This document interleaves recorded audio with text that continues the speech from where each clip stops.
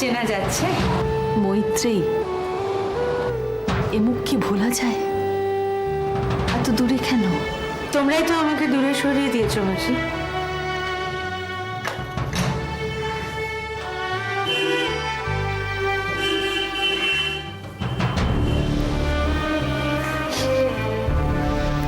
আগে আগে বুকের মধ্যে হয় দেখি।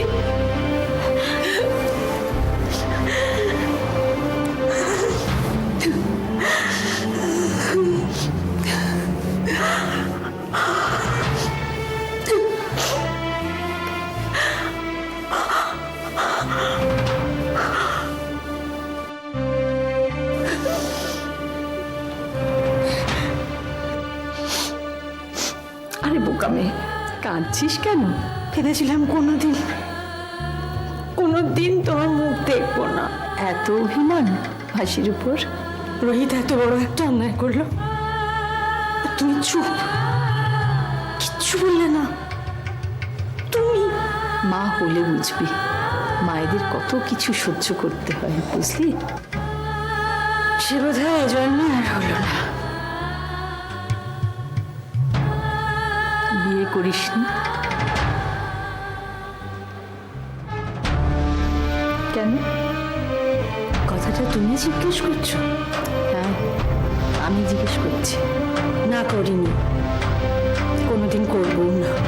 একা কাটাবি জীবনটা? বেশ তো কেটে যাচ্ছে মাসি, মরেও তো যাইনি, থেমেও তো থাকিনি। তাই তো তুই মৈত্রেয়ী। মাসি, মৈত্রেয়ী, বস।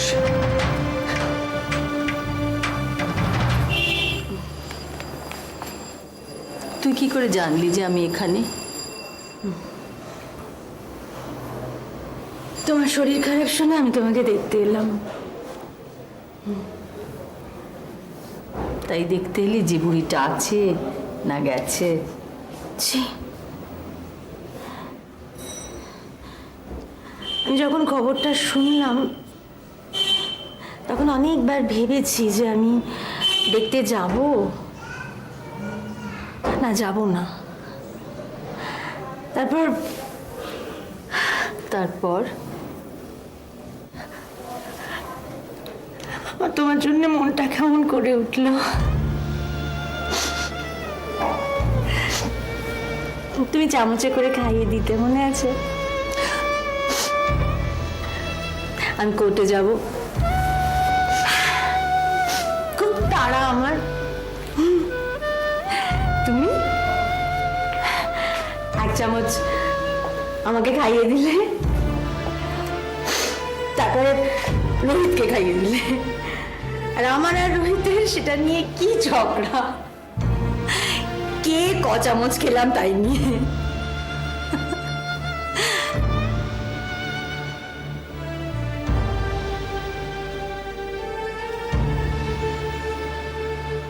আমি তোমাকে কোনোদিন ক্ষমা করতে পারিনি মাসি।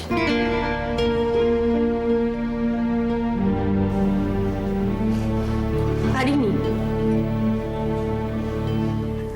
আমি জানি না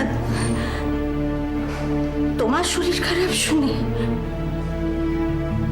আমার মনটা কেমন করে উঠলো কেন।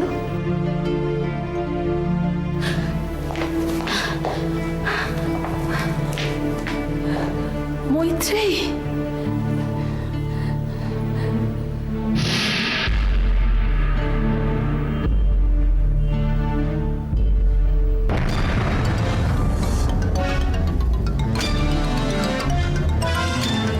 এডিএম এর সাথে দেখা করেছিলে? হ্যাঁ। কি বলবো, আসতে পারবে না? না, গেস্ট হাউসে নয় তো, অফিসে আসতে বলেছিলে? বলেছিলাম। তাও আসতে পারবে না? না, আমাকে আর যেতে বারণ করেছে। তুমি কি করতে আছো তাহলে? শুধু আমার টাকা নষ্ট করতে? খাড় ধরে যেদিন বার করে দেবো সব বুঝে যাবে। Good for nothing. আমার নাম বলেছিলে? হ্যাঁ বলেছিলাম, তাতে আরো রেগে গেছে। বেরিয়ে যাও এখান থেকে, বেরিয়ে যাও।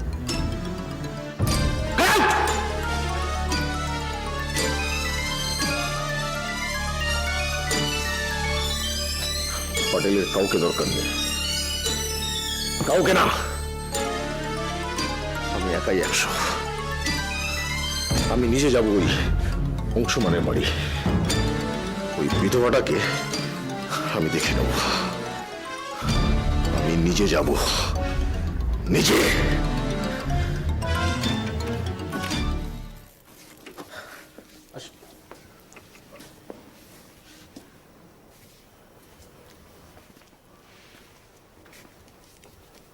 বলি যাও, তোমাদের কারোর সঙ্গে কথা বলবো না, আমি যাও।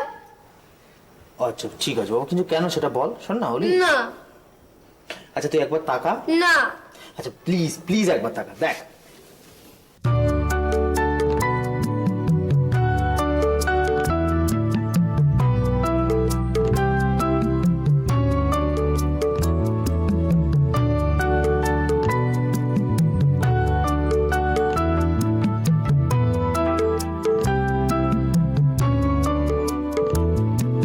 অলি, আঙ্কেল,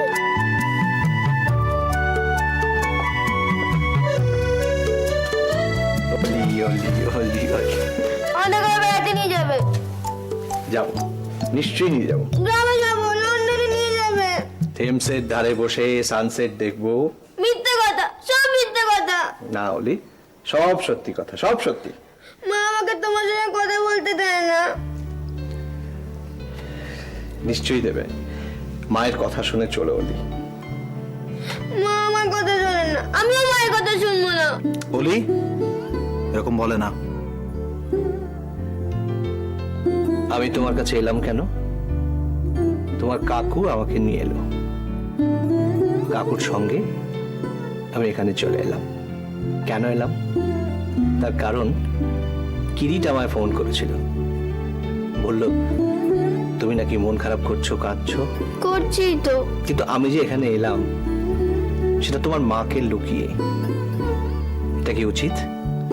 উনি যখন চান না। মায়ের কথা আমি শুনবোই না। শুনবে। তুমি না শুনলে আমি দুঃখ পাবো। তুমি কি চাও তোমার আঙ্কেল দুঃখ পাক? না।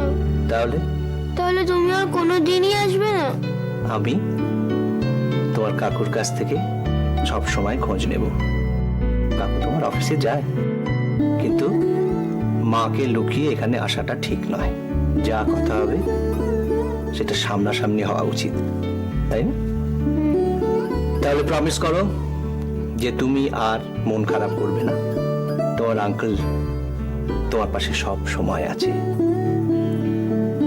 তুমি যখনই চাইবে তখনই আমার সঙ্গে দেখা হয়ে যাবে। হাসো হাসো হাসো, এই তো।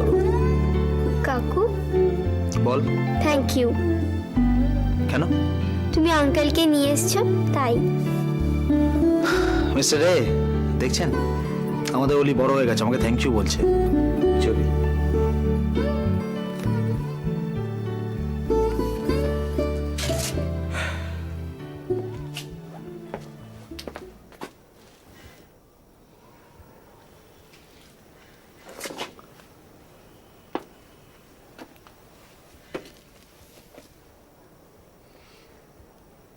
আমার গানের মালা আমি করব কারে দান।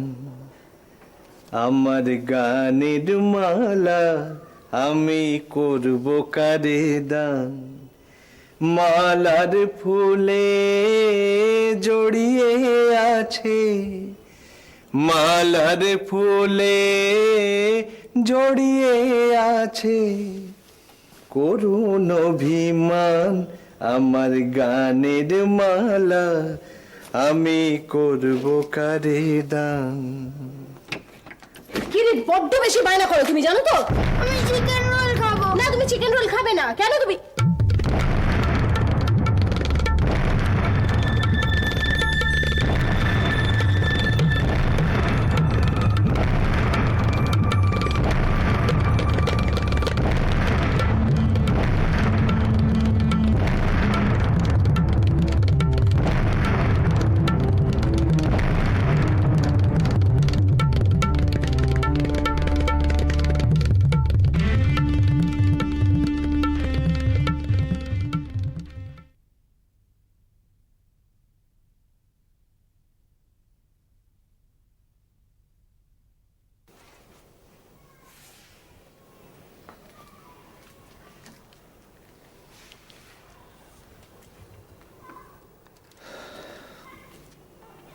বৌদি, আমি রোহিত রেখে এ বাড়িতে অভি, মেয়েদের জীবনটা বড় অদ্ভুত।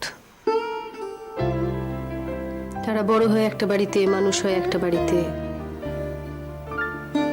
চলে আসে আরেকটা বাড়িতে।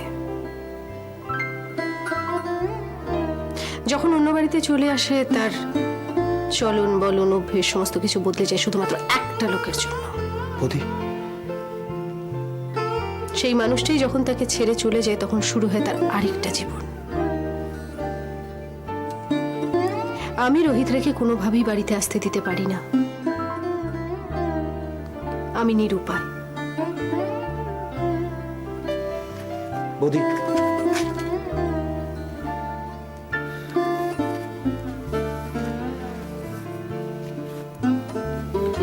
আমি জানি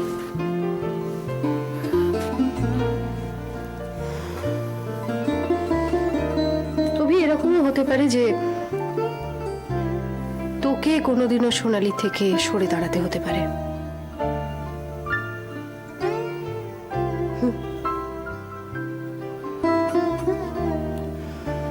অনেক কিছুই হতে পারে।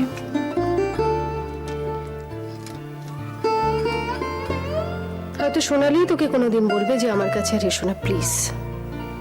বৌদি,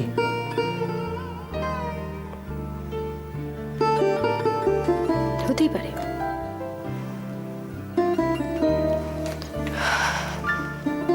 সোনালির বিয়েটা কিন্তু এখনো ভেঙে যায়নি অভি।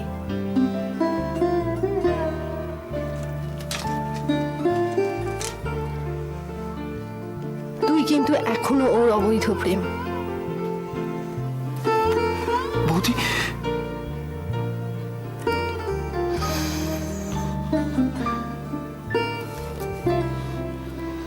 বৌদি একদম মায়ের মতো।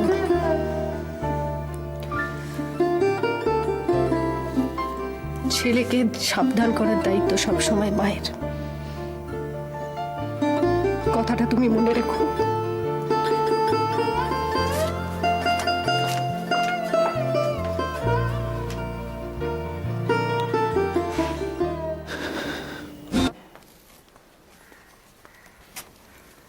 না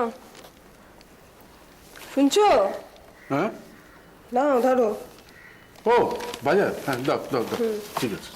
শোনো, তোমার শরীর খারাপ লাগলে বরং থাকুক, আমি যেতে পারি কিন্তু। না না, শরীর খারাপ, আমি ঠিক পাবো, দাও। ও বাবা, কি হলো? এই কোমরের ব্যথাটা যেন, বাবারে, এ বয়স হচ্ছে না, সেটা জানান দিয়ে যাচ্ছে এবারে। তুমি পারবে তো? হ্যাঁ হ্যাঁ হ্যাঁ, পারবো, খুব পারবো। দেখো, শোনো, আলু এনো 2 কেজি বুঝলে, আর রসুন 100 গ্রাম, আদা 100 গ্রাম, আর ফুলকপি একটু ঠাসা দেখে একটা এনো তো। ও হ্যাঁ, একটু গাজর এনো বুঝলে, ভাবছি একটু গাজরের হালুয়া করব। ঠিক আছে, আমি বাজার যাচ্ছি তো, ও আমি সব গুছিয়ে নিয়ে আসবো, দাও।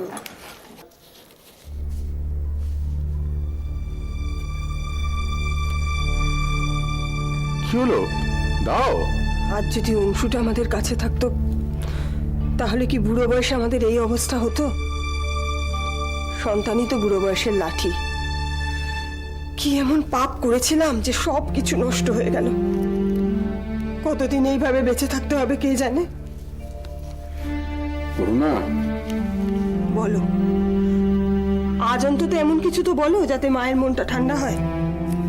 করুণায় ঈশ্বর আছেন, তিনি ঠিকই আছেন, এবং আছেন বলেই তোমার কথা শুনতে পাচ্ছেন। ছাই শুনছেন, ভগবান কালা হয়ে গেছেন, কিচ্ছু শুনছেন না, কিচ্ছু না। কি হলো কি হঠাৎ তোমার? তোমাকে এই বয়সে এভাবে খাটাতে আমার মন সরে না।